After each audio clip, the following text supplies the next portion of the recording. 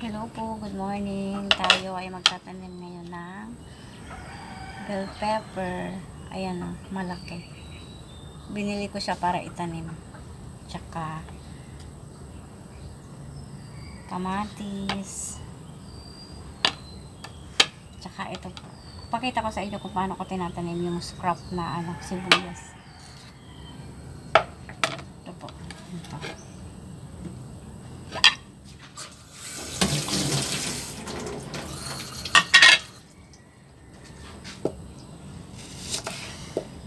Ganito po tinatanggal yung sibuyas. Yan. Ito po yung tinatanim ko. Lagyan natin sa... Ano?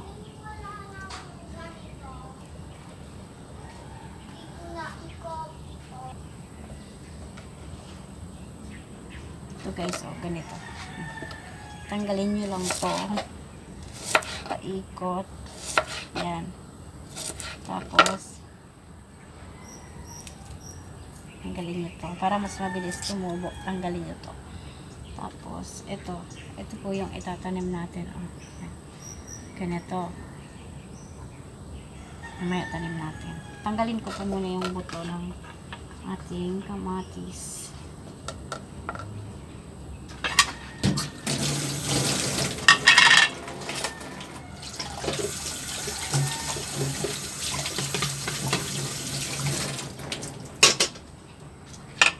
Dito natin lagay, itatanim natin.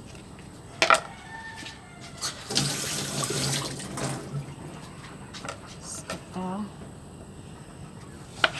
Tanggalin natin yung buto.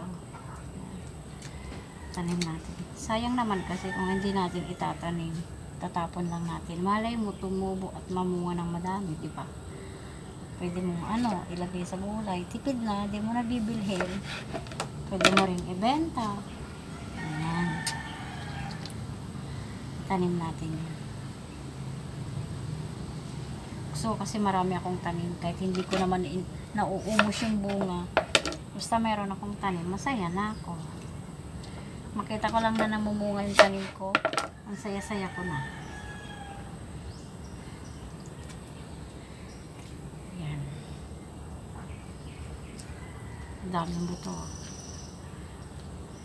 Hindi po ito masasayang kasi ilalagay ko to sa paksiw. Magpapaksiw ako ng bangus.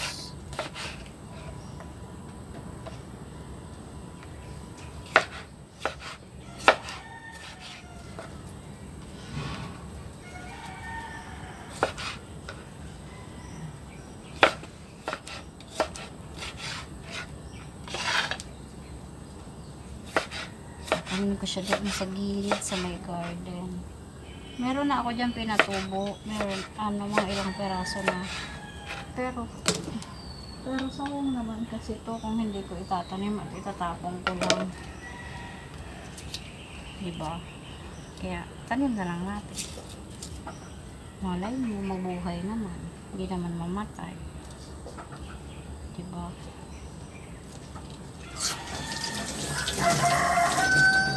So yan, parang uulan, maglalaba pa naman ako. Mag-aladar na naman ako. Naglalaba habang nagbabantay, nagtuturo magsulat sa mga bata. Yung sibuyas kasi sayang naman kasi bibili ka pa ng itatanim, diba? Pwede naman yung ganito lang, scrap. Ayan. Tapos ito.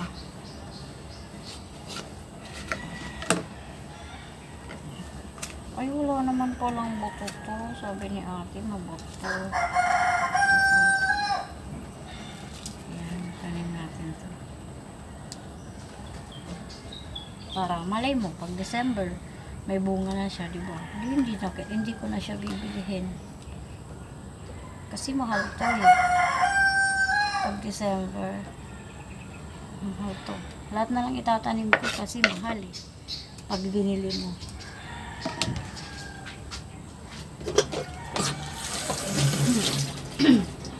Lalagyan ko din ito yung paksiw. Pwede ba ito sa paksiw? Para mabango yung paksiw ko.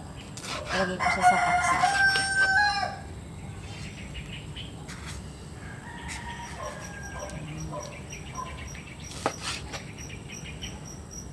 Ilang peraso lang yung buto.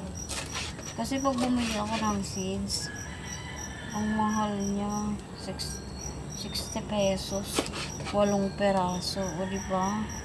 Dito, binili ko to ng 19 pesos. Meron na akong seeds na madami. Nakatipid na ako. Pero gusto ko talaga magtanim ng mga lettuce. Kasi wala namang available sa supermarket.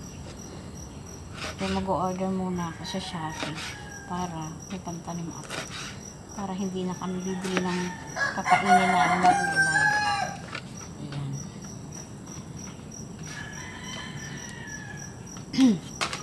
Wait lang guys ha. Prepare ko muna yung lupa na pagtataniman ko. So guys, magtanim na tayo.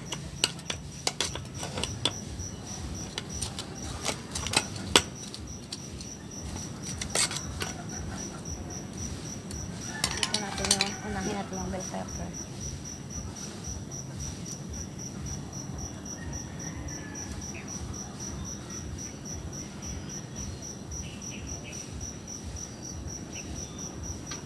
Tapos tabunan natin kasi kakay-kayin na naman yan ang mga manok ko. Ayan.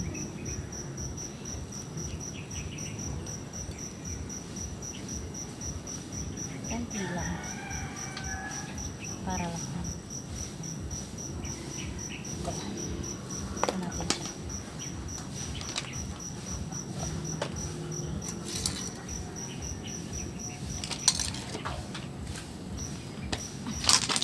Ito. Ay, naputol. Ayan o. Kinaykay ng mga manok na magaling. Sarap ni tinola. Nagkakakay yung ganito.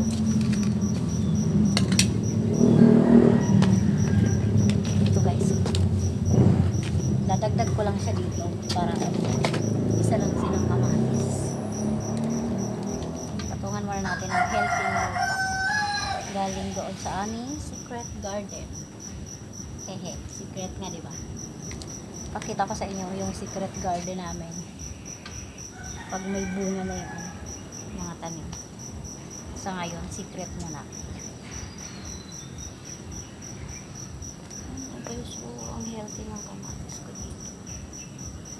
Kasi nilagyan ko to ng ipot ng manok. Kinilek ko yung ipot ng manok, tapos nilagay ko dito.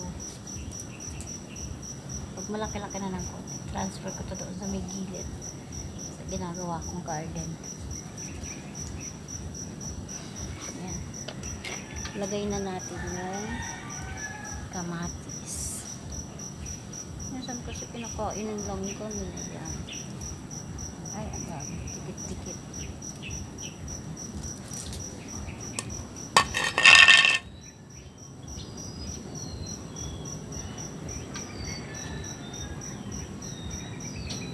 Okay lang madumihan ang kamay kasi ang kapalit niyan, healthy gulay.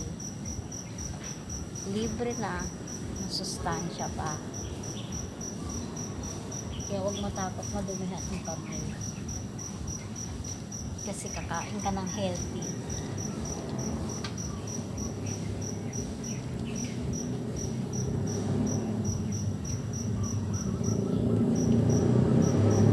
Takpan natin para hindi kay-kain ng galing manok.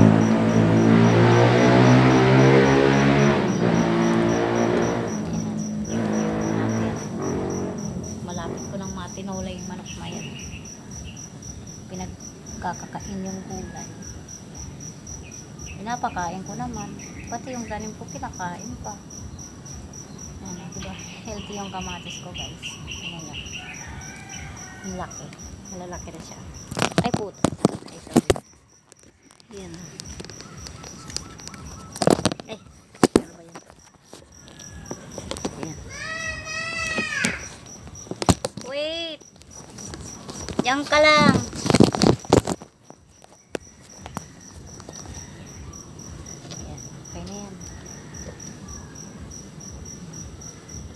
malaki na oh. Ang cute. Ang cute ng kamatis ko. Ang bango. Ilan to? 1, 2, 3, 4, 5, 6, 7, 8, 9, 10, 11, 12, 13, 14, 15. Meron na akong 15 na puno. Balik na natin ito dito para hindi halata ng manok na may tanim. Tapos yung sibuyas ko dito na lang. Tanggalin muna natin itong puno ng pechay kasi ginagod ko lang yung pechay na hinarvest ko.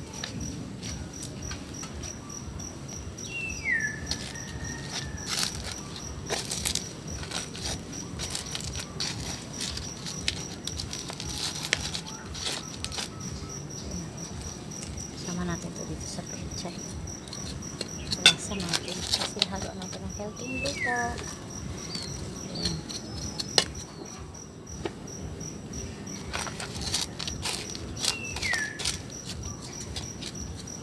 Mahilig talaga ako magtanim.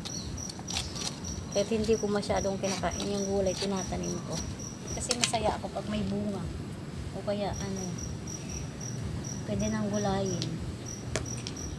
Tapos huwag may nang hinging kapitbahay, bibigyan ko lang din.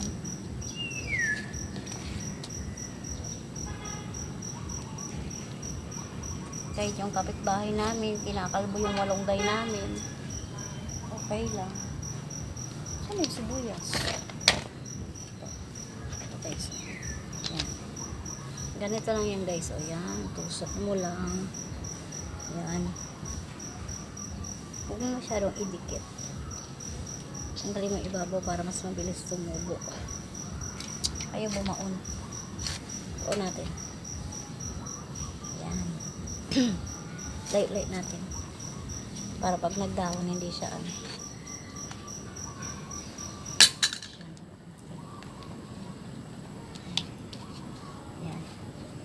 mga 3 days meron na yun ulit sibol. Ako guys, ayan diba? Ayan may sibol na siya ano lang to, nung Sunday ko lang to nilagay kasi nagluto ako.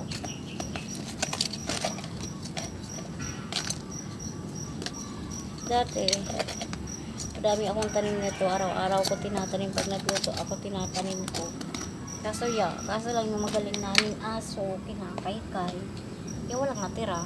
Ayan, ito ko na lang tinanim sa paso para hindi nila makaykay. Pero yung aso namin, pero mabait yan, naglalaro kasi sa lupa. May dalawang sibol. Lagyan natin ng lupa para mas maging healthy. Kaya itong mga pechay ko,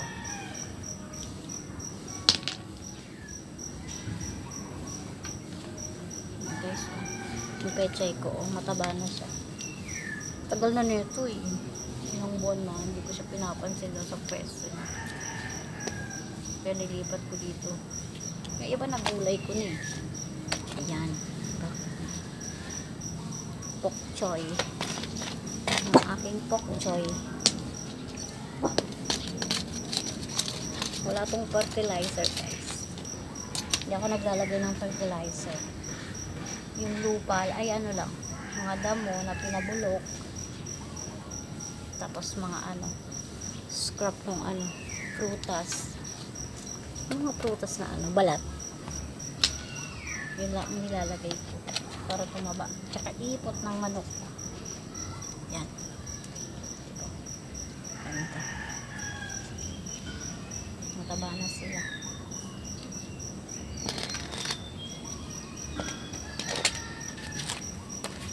Mga lang. Ang linggo malapit na naman itong magulay.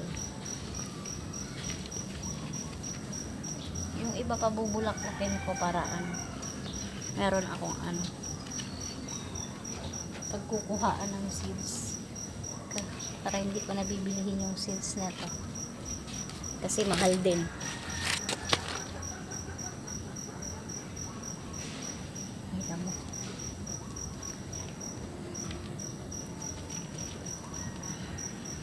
Kesa naman naiinit lang tayo dyan na nakaupo.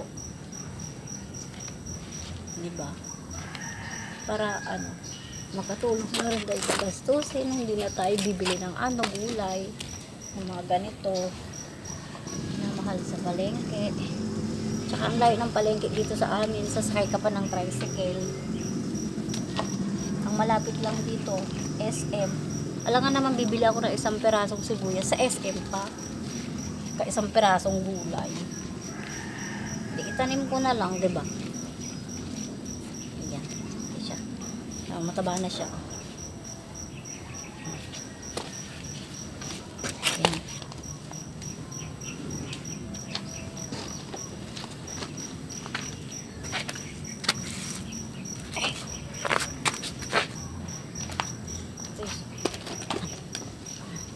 Dagdagan natin ng lupa kasi parang namamatay na naman siya. Nagtampo.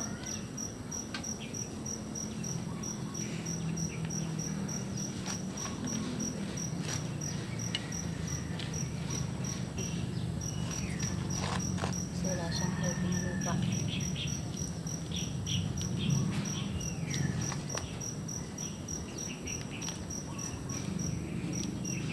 Okay. Ating sibuyas.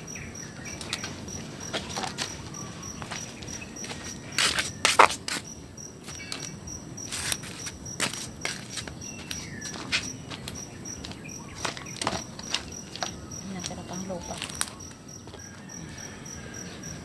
Lagyan natin dito. Kasi kakay-kayin na naman yan. Ng manok.